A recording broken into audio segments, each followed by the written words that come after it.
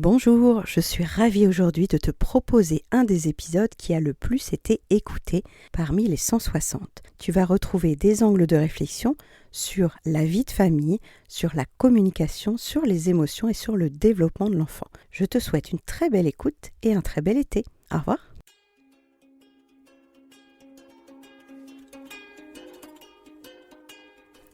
Bonjour, bienvenue sur Les Petits Plus Zen, le podcast pour faciliter et savourer sa vie en famille. Je m'appelle Séverine, je suis facilitatrice en parentalité après avoir été 22 ans professeure des écoles en maternelle REP+. Chaque semaine, je te propose ici des pistes et des thèmes approfondis sur la petite enfance, l'éducation et la communication pour que tu retrouves le plaisir des relations familiales sereines et épanouies. Une de mes missions est de t'aider à mieux comprendre et apaiser les émotions de chacun pour installer un équilibre entre tes besoins personnels et ceux de ta famille et enfin retrouver du temps pour toi.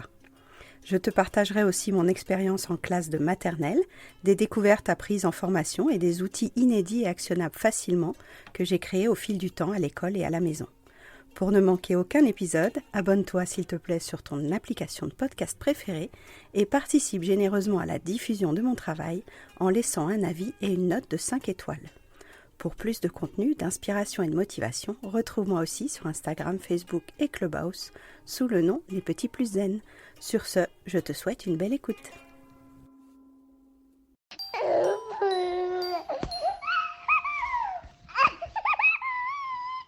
Bonjour, vous écoutez aujourd'hui un épisode de rediffusion autour des attentes de l'école, de la rentrée scolaire côté enfant, de la rentrée scolaire côté parents et de la rentrée scolaire côté professeur.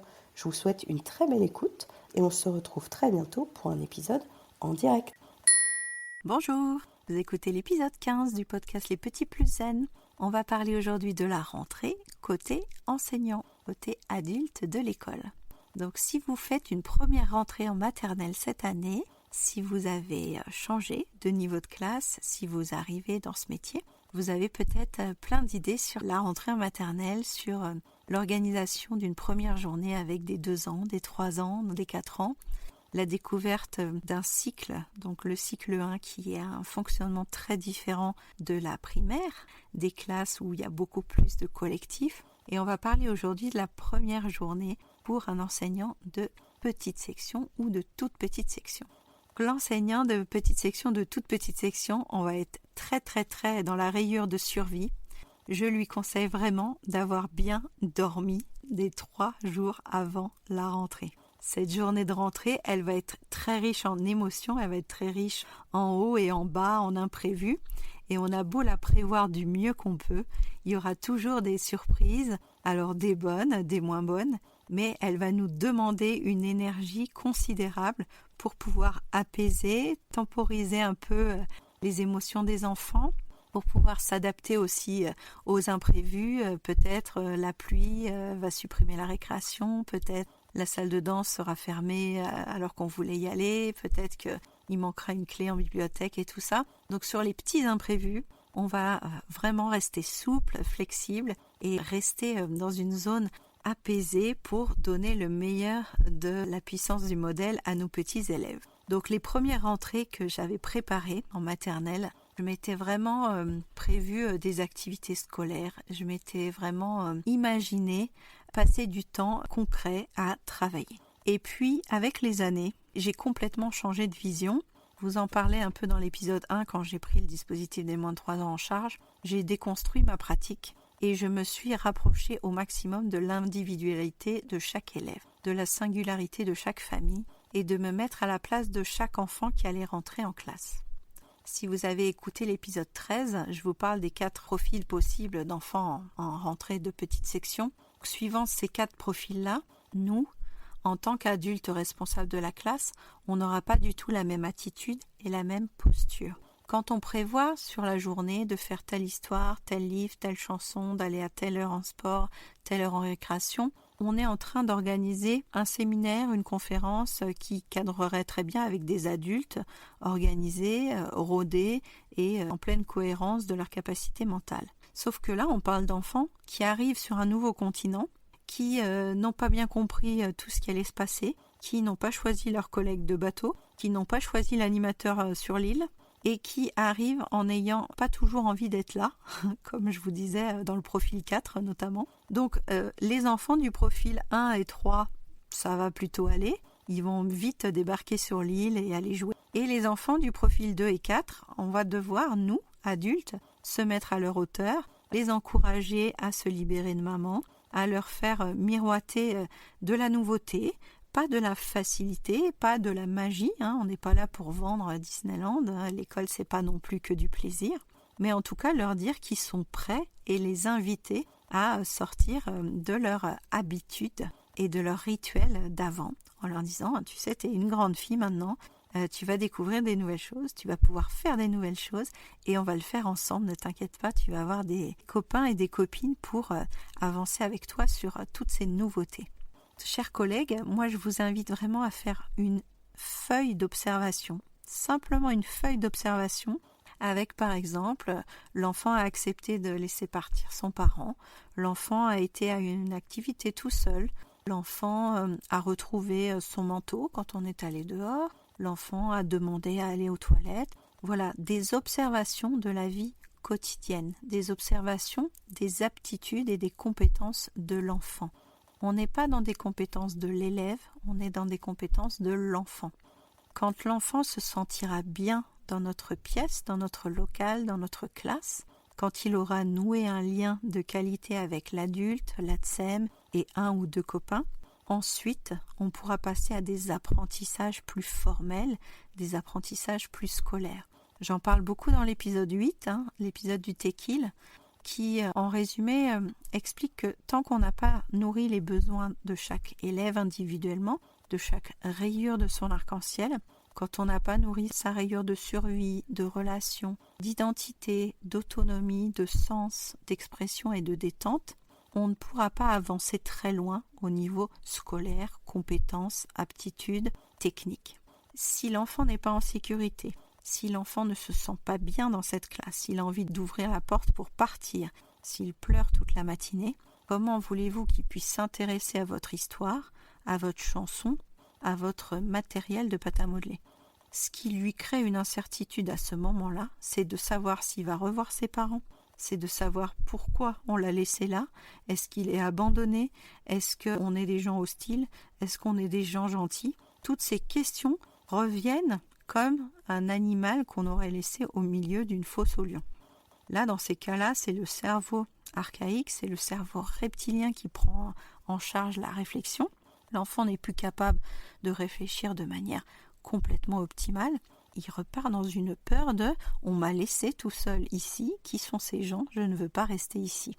Et donc, ça arrive, malheureusement, vous allez peut-être le vivre aussi, qu'il y ait un enfant qui soit inconsolable le premier jour, qui soit accroché à son porte-manteau, à son sac à dos, qui veuille ouvrir la porte, qui refuse toute interaction, tout contact avec vous.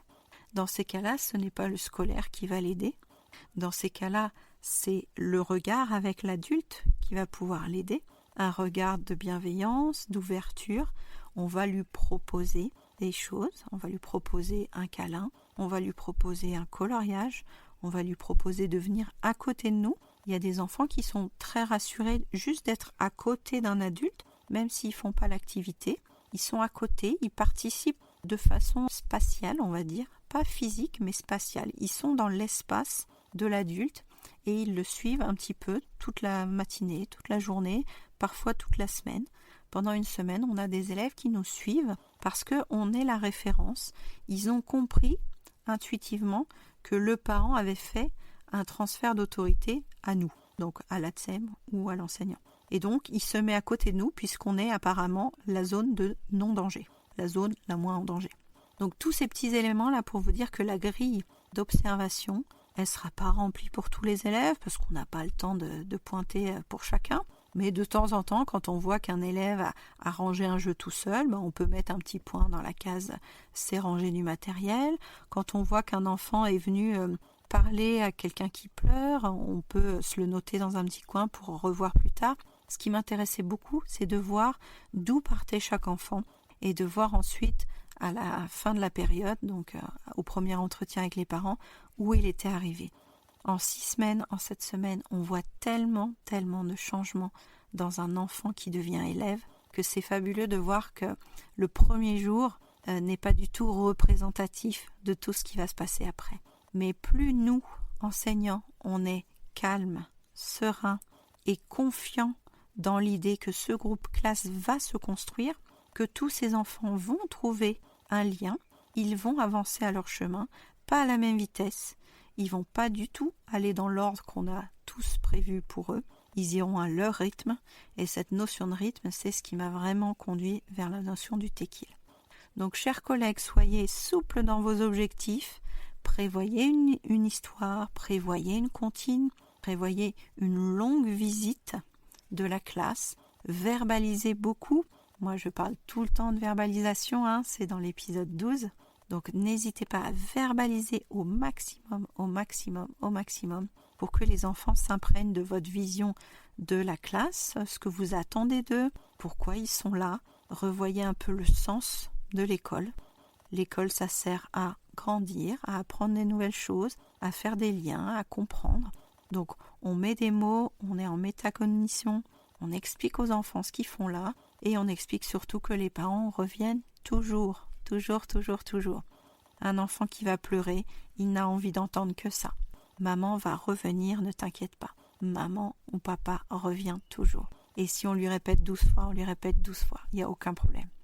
Et pour certains enfants, vous pouvez même l'écrire sur un petit papier en disant « Maman revient ce soir », vous mettez l'heure à laquelle vous finissez, vous faites un petit cœur et il va tenir ce papier toute la journée jusqu'à ce que maman arrive.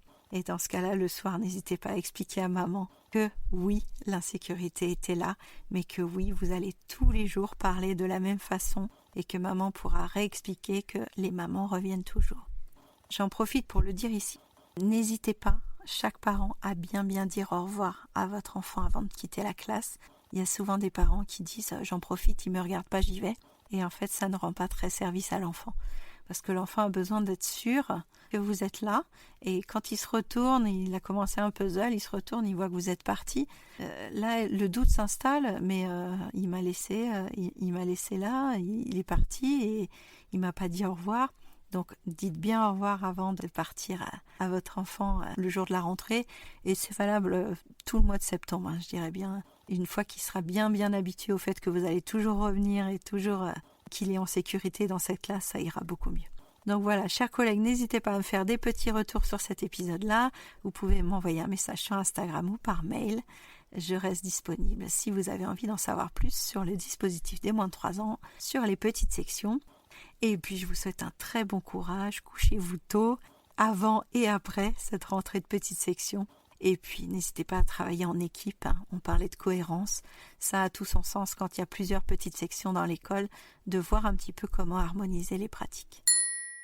J'espère que ces clés vont t'aider à passer un merveilleux été 2024. Si tu veux en savoir plus, je te donne rendez-vous dans la bio pour savoir quelle est l'actualité. Belle semaine à tous, bon été à tous.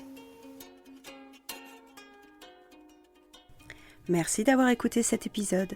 Tu peux retrouver les thèmes et les épisodes précédents aussi sur lppzen.com/lepodcast. Pour soutenir mon travail, je t'invite à noter, commenter et partager le podcast, notamment sur ton application préférée, comme Apple Podcast par exemple. Ton soutien est important pour moi pour permettre à d'autres parents de retrouver la sérénité en famille. On se retrouve pour un prochain épisode très bientôt et en attendant, prends bien soin de ta cheminée des émotions et de ton arc-en-ciel des besoins. À très vite.